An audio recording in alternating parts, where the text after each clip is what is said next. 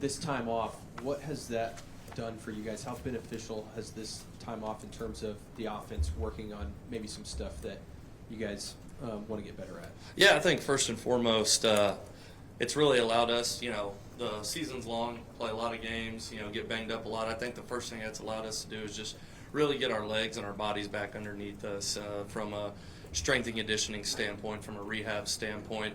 And I think what it's really allowed us to do is attack the things that we're really good at, attack those things, and then really develop and build things that we know we need to be able to do in order to go win, doing what winning requires. And the big thing about practice is you hadn't really played a lot of ball in the last 2.5 weeks. So overemphasizing your pad level, your physicality, your ball security whenever you're out there at practice, those are just little things that could creep in into a game that you want to make sure that you take care of just because you haven't played football for a long time. And so we've been able to do a lot of reflection, a lot of developing, and at the same time building upon things that we feel like we're really good at. Okay, first row, right side, Jenny. Ben, I don't know what to do with this, so I'm just going to ask you. Okay. Basically, since the Ole Miss game, you guys have had 5 pass plays of 39 yards or more, but you've only had 4 of 25 yards between that distance. You're very explosive at the top end, but don't have a lot of the intermediate stuff. What is that with the offense, sort of maybe not having the intermediate pass play, but also having that explosive ability in this offense? Yeah, we have to do a better job at executing whenever we get downfield, putting the ball in a catchable spot for the receivers creating separation from DBs, holding up in pass protection. We have to do a really good job of schematically getting guys open too. And so there's a lot that goes into that intermediate realm so we can get run after the catch, get those guys operational space whenever they have the ball in their hand. But one thing that I think our guys have shown to do is whenever they get the ball and they get running, I mean, they can really stretch the field and take it the distance. And so we just have to continue getting better at those moments, those aspects of the game. And that's been something that I think we've stressed a good deal on the last 2.5 weeks. And but yeah, we just have to continue developing all that and finding the situations whenever we can attack that certain area and make it count. Okay, we'll go first row, right side, Mason Young in the middle. Mason Young, Tulsa World. Ben, I'm wondering you talked about the rehab side of this break. I'm wondering what the time off has done for guys like Xavier Robinson, Torrey Blaylock. How much better do you think they're feeling going into this playoff compared to the things that they've been playing through? Yeah, well, those two dudes are really, really tough, so I don't think they would tell you any different. They'd say they're just ready to play. But it's just been good being able to get them out there, maybe take a little bit off their body, maybe with either a shorter practice here or there, or we have days in vests where there's just not a whole lot of physical contact going on. But, just being able to rest and relax a little bit and get into the training room at a high clip and get in the cold tub and get in red light therapy and everything that goes into rehab, I think is just really going to help their body, help their mindset too. Just something about feeling good. You play good too, and so I'm excited for the rehab that they've been able to get, how we've been able to take care of their bodies as well as everybody else's body, and I'm excited to finally be back in game week and get to go watch these guys play again. Okay, next to Mason, we'll go to Colton Sully. Colton Sully, the Oklahoman. Yeah, Ben, I know this season has been frustrating at times, and I know you'd love to score 40 points a game, but how validating is it that your guys have sort of found ways to win when it matters most? And then also, maybe what's one thing that you've learned in your first season here as play caller? Yeah, I mean, first thing I'm going to say, I think frustration is just relative. I mean, at the end of the day, we're 10-2. We're in the college football playoff with an unbelievable opportunity to continue playing football. And we have unreal kids in our locker room who have attacked every single day. And so first and foremost, that's where I'm at. I'm fired up that our kids have this opportunity to continue playing. They keep on finding ways to win. And but I'm excited. I'm excited for them. I'm excited for the opportunity. I'm excited for the opportunity that they have taken over the last 2.5 weeks to continue to get better. I mean, that's a lot of football. That's a lot of good practicing. That's a lot of good development for younger guys in the program for the future. It's really good development for our current guys who want to go do something special. And so excited, proud of the way the guys battled this season. I'm excited to watch them keep battling. Let's go to Barry Trammell. Barry Trammell, Tulsa World. Ben, I don't know what your history is with rematches. Yeah. College, we're going to have more of them, but we don't have them too often. What's this 2 weeks been like? Game planning for a team that you beat 6 weeks ago, or a month ago, and you had some success, some other stuff not work. Do you go to the stuff that worked? You look for new stuff. How do you even approach a rematch like this? Yeah, I haven't had a whole lot of rematches. I've had a few, but I haven't had a whole lot. I think the first thing you got to do is you got to see what you did well and why did you do it well. What did the defense do in order for you to do that really, really well? How did we execute in those moments to do things really well? But ultimately, you have to take back and look at that game and look, okay, why were they doing certain things in these certain situations? All right, well, how can we counteract that? How can we attack that a different way? Or do we need to execute better in moments and situations? And that's really kind of how you have to look at it. But you can't just go in and do the same thing. I mean, that'd be like malpractice as a coach. And so, just finding different ways to put these guys in different positions to be successful, in different modes and methods to make them successful is how you really have to go about whenever you play a rematch and you're looking to attack and get after it on the offensive side. And so, and those guys over there, they're great coaches. Kane Womack, he's an unbelievable coach. He does such a great job. He puts those guys in great positions to be successful. And so, inversely, we have to do an even better job of that. We have to do everything that we can to ensure success for our guys, and that comes through schematics, that comes through demanding details in practice, demanding focus in practice, demanding execution in practice, and ultimately all of that is a culmination that builds confidence into our kids to go out there and attack and play fast. So again, love the 2.5 weeks of work that we've had, and I'm excited to get to Friday.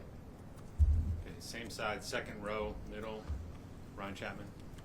Ryan Chapman, Suicide side. How tough is it to maintain rhythm and timing when you have a 3-week break with especially the short passing game, and then for John, not that he said to rebuild confidence, but he's done such a good job taking care of the ball up until the LSU game. How good was this for him to kind of just flush that and get back to what he was doing previously in November?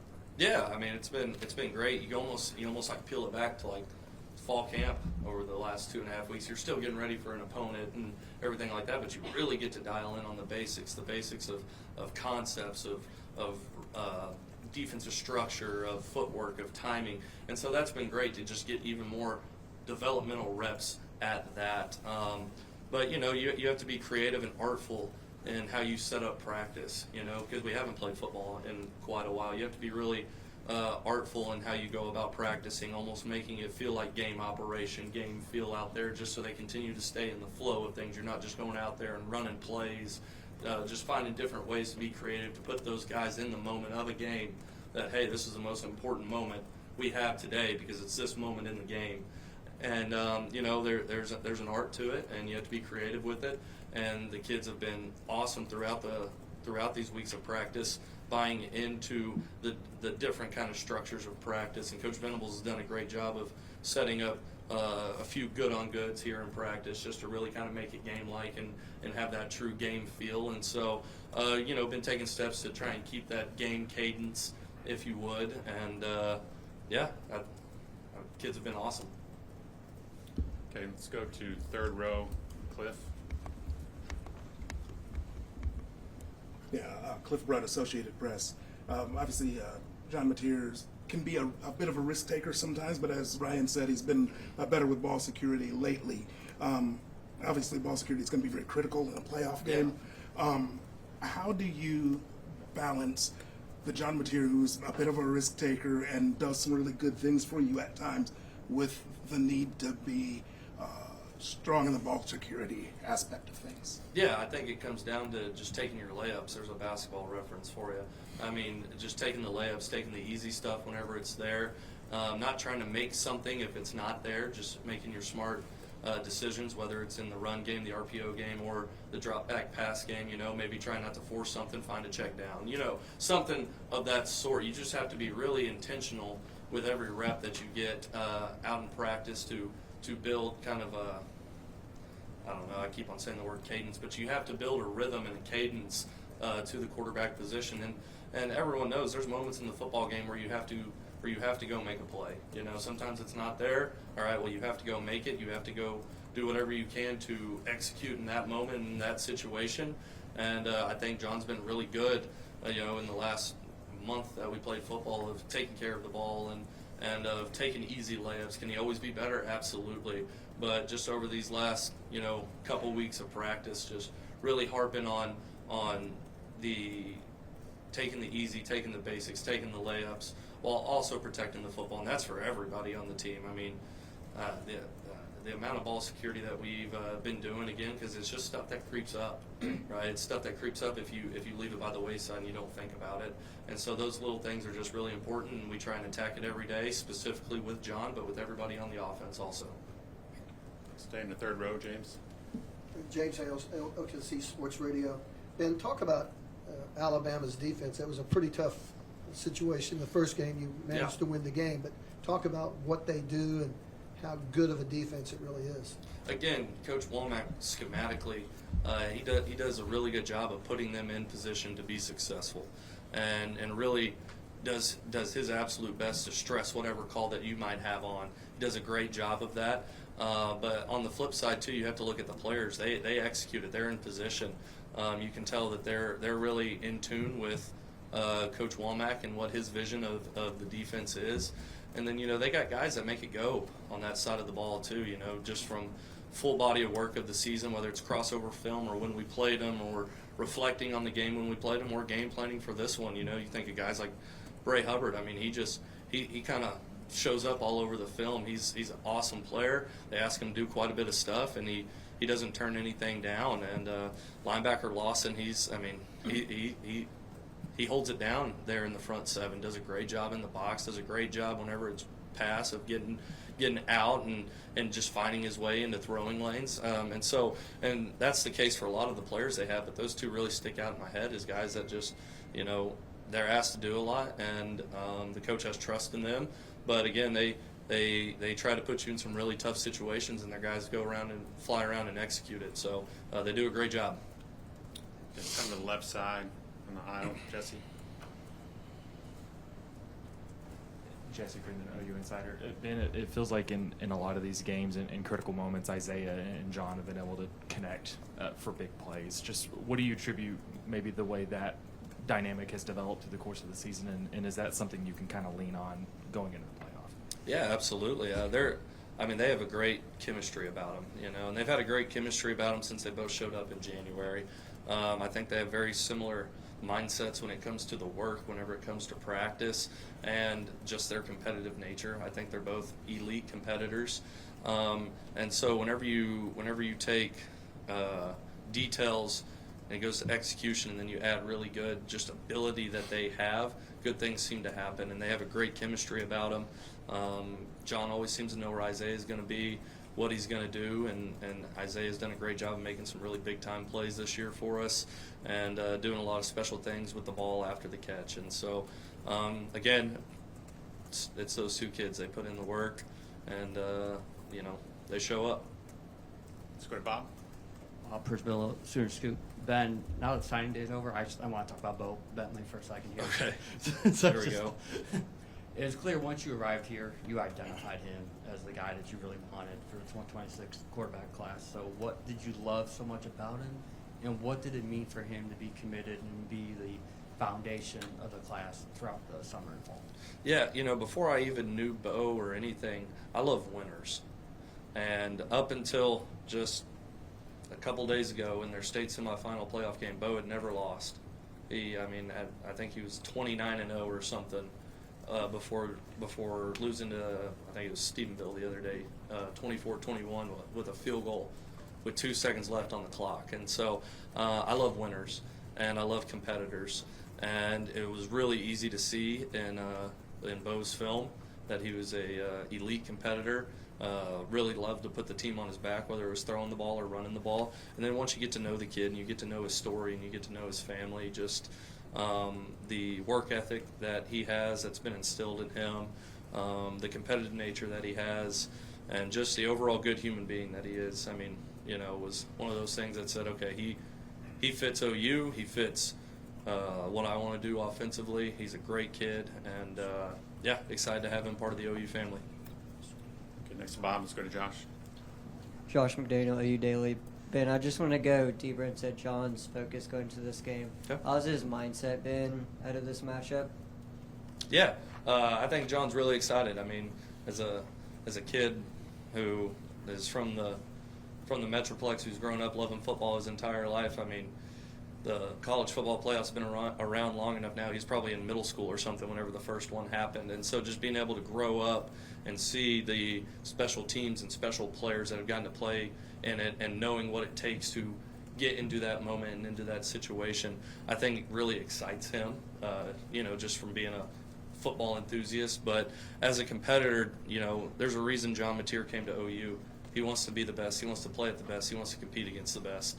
And he's never once lost sight of that.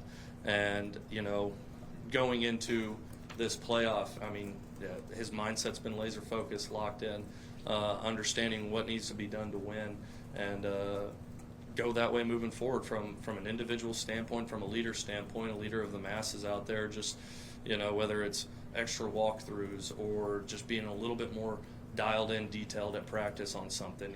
He understands that moment and he's excited for it. So I'm excited for him. We'll go second row middle, Kerry. Kerry Murdoch from Center Scoop. Ben, what have you appreciated about Brent, watching him this year? And I mean, the 4-game win streak to end the year, coming back after Ole Miss, now being in the playoffs. Every offensive coordinator that's been in Oklahoma that's had success has gone on to be a head coach. I'm sure you take notes on what you see from head coaches. What have you appreciated most about him? His unwavering leadership, his unwavering standard, and his unwavering commitment to being great. Those 3 things right there. I mean, he lives it every single day in everything that he does. And it's not hard to see. I mean, you just have to have your eyes open and you see it. And he's an incredible example of what being a leader is, battling through adversity is, putting his head down, working, and ultimately getting an entire team and an entire program pulling the rope in the same direction. And just an incredible motivator, and has everybody believing like no one I've ever seen. So that's what I appreciate about Coach Venables. Okay, Coach, we're going to go to a question by Zoom. Eli Letterman, ESPN. Go ahead, Eli. Hey, Ben. Still on Coach Venables, but more on maybe what he does to opposing offenses. Not giving away all the secrets, but you're standing there on the sidelines. What are the things he does that to you as an offensive coordinator stand out that really challenge an offense? Yeah, that's a good question. It's like the voice of God asking me a question right there. Yeah. Just having the opportunity throughout the spring and fall camp to go against Coach Venables and his defense, I think just one thing that he does is he's going to challenge you. He's going to challenge everything about your scheme. He's going to, whether it's run game or pass game, he's incredible at sitting back, dissecting, and really studying, what you're trying to do, what you like to do, and he's going to challenge that, in a bunch of different fashions. Sometimes you think you know what you're about to get, and you don't. And I think that's just the beauty of him as a play caller and the beauty of him as a game planner and a coach. So he's going to challenge everything that you want to do.